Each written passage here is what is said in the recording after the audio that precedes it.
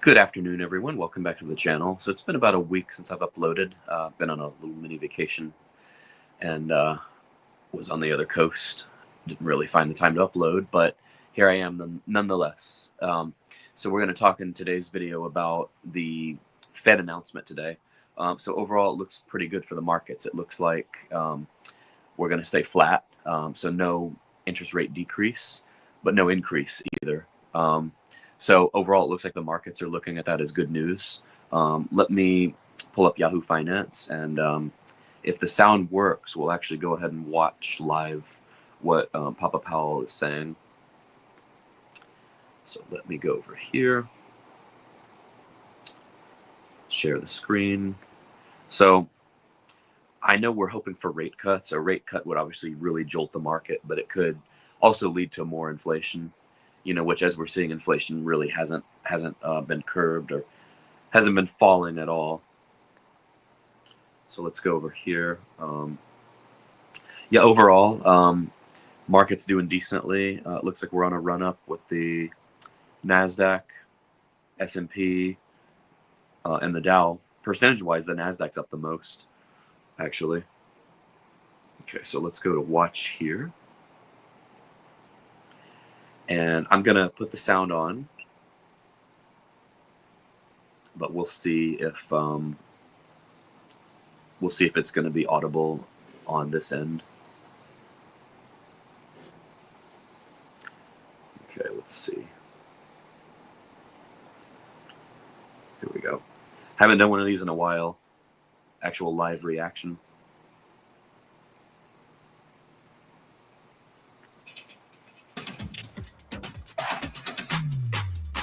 Okay, perfect. We can hear it. We got a commercial, so we'll be done with this now. Here we go. Further downward progress on inflation this year, and that's really due to the tariffs coming in. So delayed, but if you look at our forecasts, we do see our... He's kind of throwing Trump under the bus already. I don't think he's a big Trump fan, honestly. Sales getting back into the low twos in 26 and then down to 2 by 27, of course, highly uncertain. So I see progress having been made toward that, and then progress in the future. I think that progress is probably delayed for the time being. If that's the case, why are there cuts in the SEP for 2025? So again, people wrote down 2 cuts the last time, and they look at the the. So this guy's obviously on the way out. I'm almost 100% certain Trump's going to appoint somebody else next year. He's got less than a year left in his term, so. Just saying. People wrote down similar numbers. The changes aren't that big. The other factor, though, as I mentioned, is just really high uncertainty. What would you write down? I mean, it's really hard to know how this is going to work out. And again, we think our policy is in a good place. We think it's a good place where we can move in the direction where we need to. But in the meantime, it's really appropriate to wait for further clarity. And of course, in the comments, let me know if you all can hear. I want to make sure everybody can hear this. The costs of doing that, given that the economy is still solid, are very low. Edward. I have a question. Thank you, Mr. Chairman. Edward Lawrence with Fox Business. So with near 4% unemployment rate, that should be low enough to bring people in from the sidelines in terms of hiring. But we're seeing the hiring rates have been stuck at 2023, 2024 levels. So what's going on there? Yeah, so that's a feature, has been for some time a feature of this labor market. You have pretty high participation accounting for aging. You've got wages that are consistent with 2% inflation, assuming that we're going to keep getting, relatively high productivity. We've got unemployment, pretty close to its natural level. But the hiring rate is quite low, but so is the layoff rate. So you look at initial claims or layoffs. So you're not seeing people losing their jobs, but you're seeing that people who don't have a job having to wait longer and longer. And, the question is, which way does that break? If we were to see a meaningful increase in layoffs, then that would probably translate fairly quickly into unemployment because people are, it's not a big hiring market. We've been watching that. And it's just not in the data. It hasn't happened. What we've had is a low firing, low hiring situation, and it seems to be in balance now for the last 6, 7, 8 months. That's where we are. There's healthy levels of job creation too. So overall, it's a labor market that's in balance, and we watch it very carefully. So then, have we seen the new administration's policies in the economic numbers yet? And when do you anticipate that happening? In labor or in other? In labor and inflation, just across the economy, have we started to see the new policies take effect in the numbers? Only in a kind of an early way. I mean, it's only been a few months, right? For example, the layoffs that are happening here are, they're certainly meaningful to the people involved, and they may be meaningful to a particular neighborhood or region or area, but at the national level, they're not significant yet. But we don't know. We don't know how far that will go. We'll find out much more. I mentioned that you saw we've had two very strong goods inflation readings in the last 2 months, which is very unexpected. I think hard to trace it to specific tariffs, but it must have something to do with, it's either noise and it'll come back, and that's very possible too. But if it is persistent, then it must be to do with. Again, let me know in the comments if you all can hear okay. People buying ahead of tariffs or raising prices ahead of tariffs and things like that. Those kinds of things happen, and they're very, very hard to capture because so much of it is indirect. A great example is their washing machines were tariffed in the last round of tariffs, and prices went up. But prices also went up on dryers, which were not tariffed. So the manufacturers they just kind of followed the crowd and raised it. So things happen very. They raise the price of dryers because washers get raised. That's kind of a little corporate greed there, it seems like. Base case last time. And didn't the FOMC forecast lower inflation ahead last time? And wasn't the lesson that it quickly got into services, haircuts, daycare, everything else? And so I'm just wondering why the 9 aren't taking that on board and are cutting twice this year. When you say last time, are you talking about the last pandemic? Yes, during the because pandemic. you could have been talking about the last time there were tariffs, in which case the inflation was transitory. Yeah, no, of course we're well aware of that, and it's still the truth. If there's an inflationary impulse that's going to go away on its own, it's not the right policy to tighten policy, because by the time you have your effect, you're in effect by design, you are lowering economic activity and employment. And if that's not necessary, you don't want to do it. In real time, as we know, it's hard to make that judgment. And we're well aware, of what happened, obviously, with the pandemic inflation. But I mean, we have to look at this as a different situation. There are differences and similarities. I mean, it's a different time. We haven't had real price stability fully reestablished yet, and we have to keep that in mind. And we hear that people are very reluctant to take on to allow prices to go up. At the same time, we hear that businesses are intending to pass many of these prices through. So it's hard to say how this is going to work out.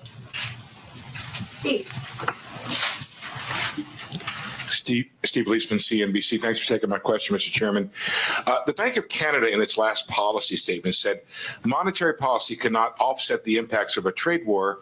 What it can and must do is ensure that higher prices do not lead to ongoing inflation.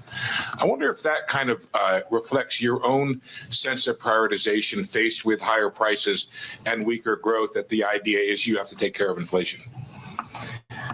So we have two goals, right? We have maximum employment and price stability, and we have to balance those. And, there can be situations in which they're in tension, right? And we actually have a provision in our consensus statement that says what we should do in that case. That's a very challenging Good question. Situation for any central bank, and certainly for us.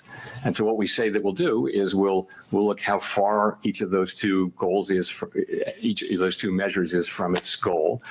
And then we'll ask how long we think it might take to get back to the goal for each of them. And we'll make a judgment, because our tools work in one direction. We're either tightening or loosening.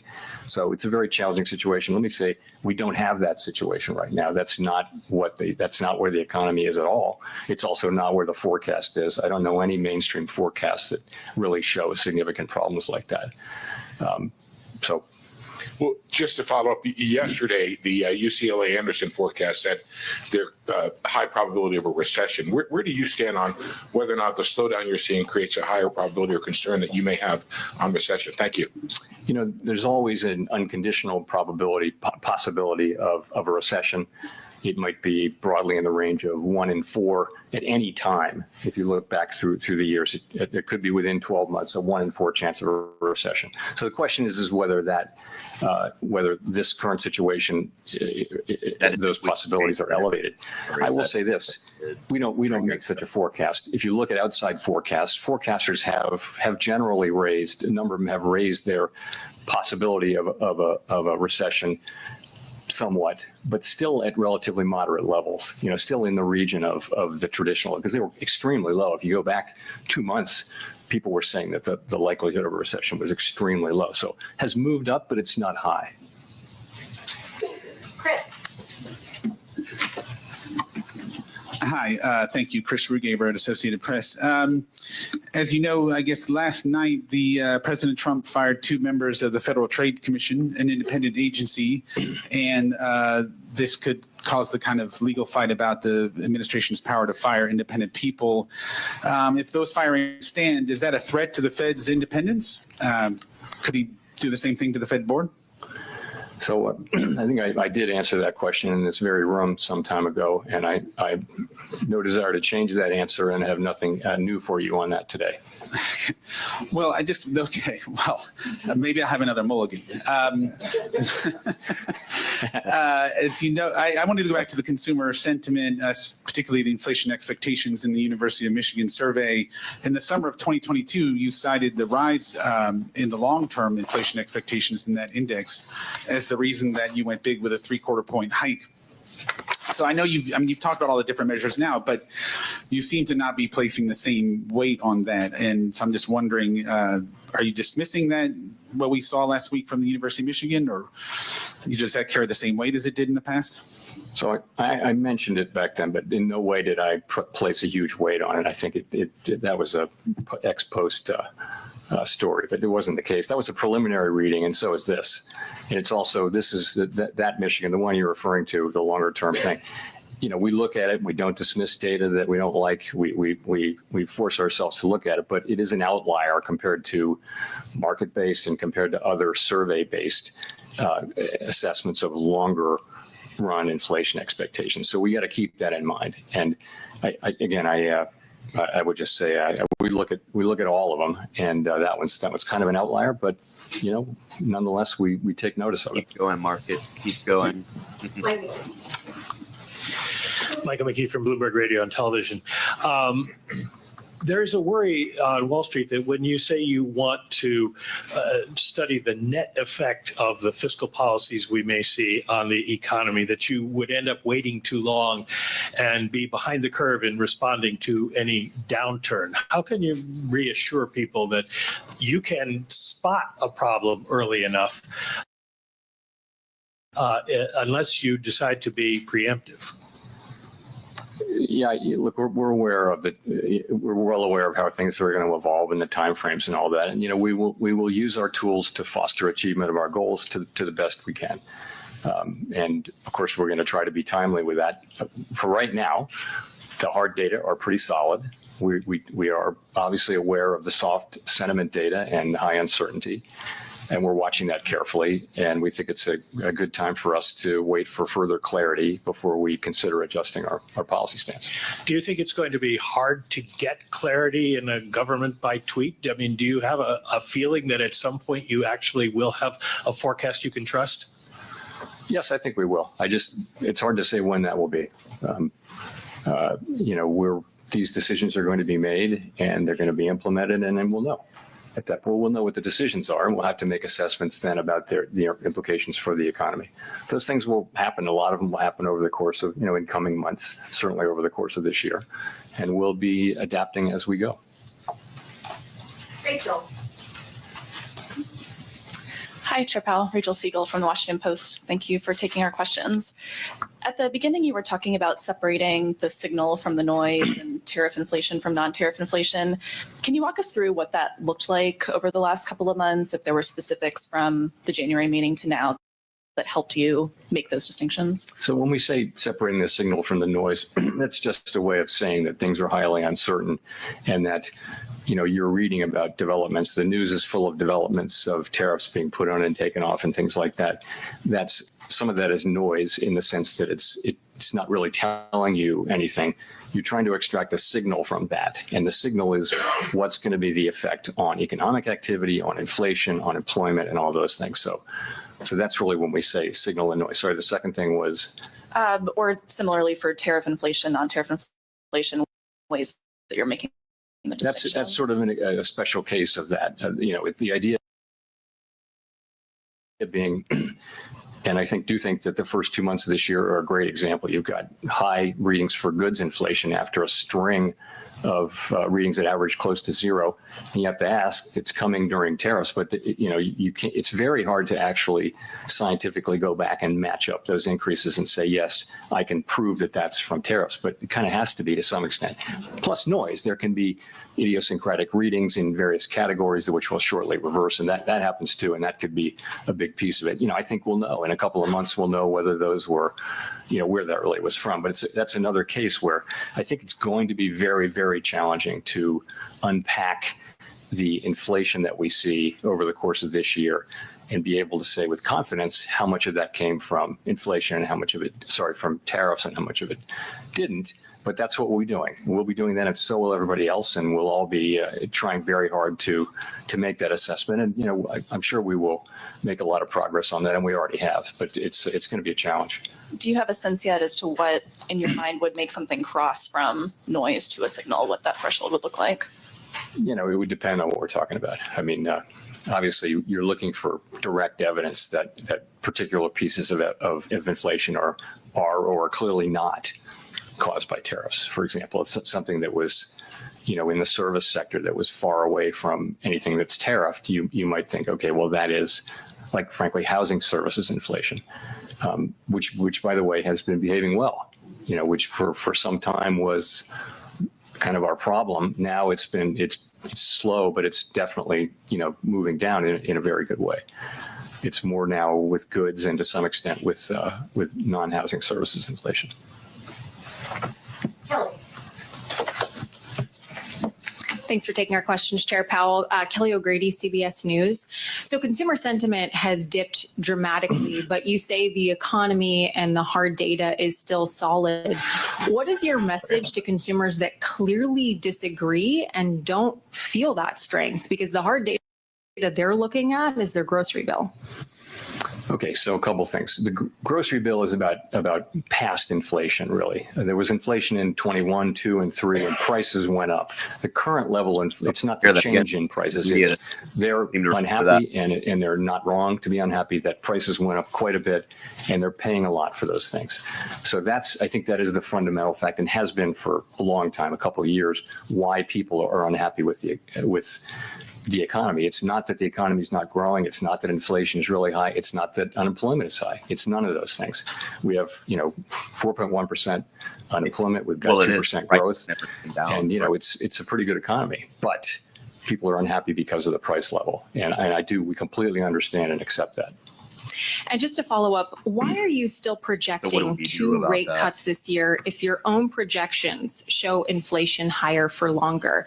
Does that mean you see a slowdown in economic growth as a real threat? So I think remember we came into this with, at the December meeting, the median was 2 cuts, the median was. And so you come in and you see, broadly speaking, weaker growth, but higher inflation. And they kind of balance each other out. So you think, and unemployment is there's really only a 1/10 change. So there's just not a big change in the forecast. There really isn't. Modest, meaningfully